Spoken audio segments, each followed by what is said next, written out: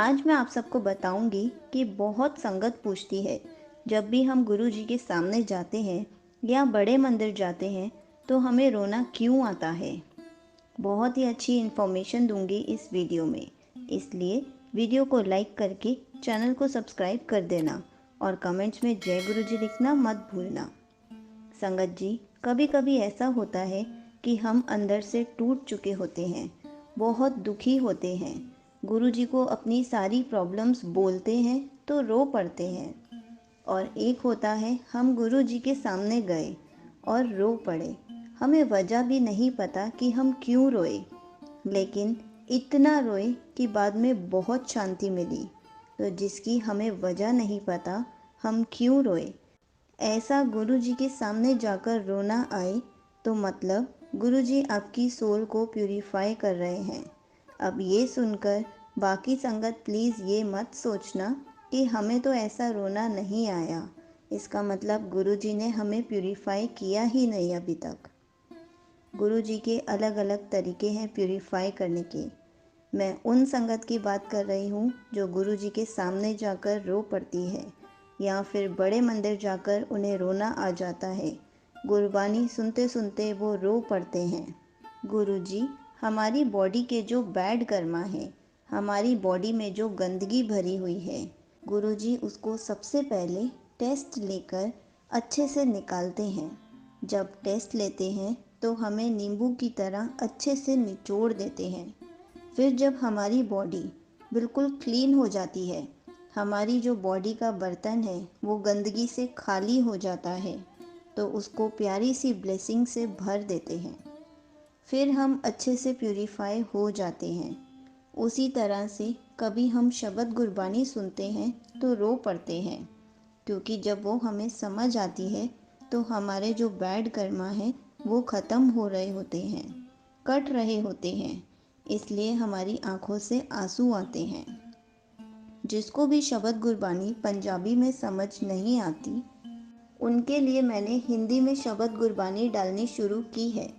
मैं कमेंट्स में पिन कर दूंगी, आप वहां जाकर सुन सकते हैं।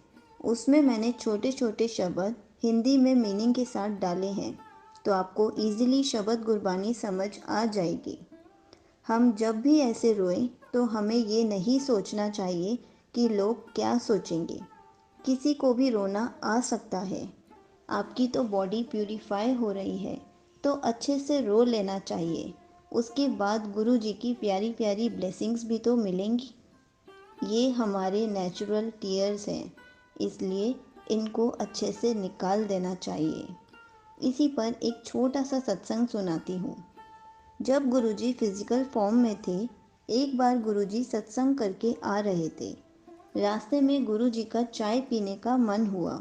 उन्होंने अपने ड्राइवर को कहा, मुझे चाय पीनी है। ड्राइवर ने गाड़ी 5 स्टार होटल के आगे खड़ी कर दी। गुरुजी ने कहा, नहीं, आगे चलो, यहाँ नहीं पीनी मैंने। फिर ड्राइवर ने गाड़ी किसी होटल के आगे खड़ी कर दी। गुरुजी ने वहाँ भी मना कर दिया कि नहीं, थोड़ा और आगे चलो, मुझे यहाँ भी चाय नहीं पीनी। काफ़ी आगे जाकर छोटा सा ढाबा आया, एक दुकान जैसा। गुरुजी ने कहा, यहीं रोक दो, यहाँ पर चाय पीते हैं। ड्राइवर सोचने लगा कि अच्छे से अच्छे होटल को छोड़कर गुरुजी ऐसी जगह चाय पिएंगे। खैर, वो कुछ भी नहीं बोल पाया। ड्राइवर चाय वाले के पास गया और बोला, अच्छी सी चाय बना दो। जब दुकानदार ने पैसों वाला गल्ला खोला तो उसमें गुरुजी का स्वरूप निकला। गुरुजी का स्वरूप देखकर ड्राइवर ने दुकानदार से पूछा, तुम इन्हें जानते हो? कभी देखा है इन्हें? तो दुकानदार ने कहा, मैंने इनको देखने जाने के लिए पैसे इकट्ठे किए थे, जो कि चोरी हो गए और मैं नहीं जा पाया। पर मुझे यकीन है कि गुरुजी मुझे यहीं आकर मिलेंगे। तो ड्राइवर ने कहा, जाओ और चाय उस कार में देकर आओ। तो दुकानदार बोला, अगर चाय देने के लिए मैं वहाँ चला गया और मेरे फिर से पैसे चोरी हो गए तो ड्राइवर ने कहा, चिंता मत करो, अगर ऐसा हुआ तो मैं तुम्हारे पैसे अपनी जेब से दूंगा। दुकानदार चाय कार में देने के लिए चला गया। जब वहाँ उसने गुरुजी को देखा तो हैरान हो गया। उसकी आंखों से आंसू निकलने लग गए। गुरुजी ने कहा, तूने कहा था कि मैं तुम्हें यहीं मिलने आऊं, और अब मैं तुमको यहाँ मिलने आया हूँ तो तुम रो रहे हो। इतना प्यार था उस आदमी के अंदर कि आंसू रुकने का नाम ही नहीं ले रहे थे। जब मन सच्चा हो और इरादे नेक हो, भगवान को भी आना पड़ता है अपने भगत के लिए। इसलिए जब हमारा मन सच्चा होता है, इरादे नेक होते हैं, तो हमें गुरु जी के दर्शन करके रोना आ ही जाता है। हमें वजह भी नहीं पता होती। हमें शबद गुरबानी सुनकर भी रोना आ जाता है, क्योंकि धीरे धीरे हमें उसका मतलब पता चलना शुरू हो जाता है कि हमें कैसे रहना चाहिए, हमें क्या क्या करना चाहिए कि हमारी बॉडी जल्दी से जल्दी प्यूरीफाई हो जाए, खूब सारी ब्लेसिंग से भर जाए। अगर आपको गुरुजी से रिलेटेड कुछ भी पूछना है तो आप कमेंट्स में पूछ सकते हैं।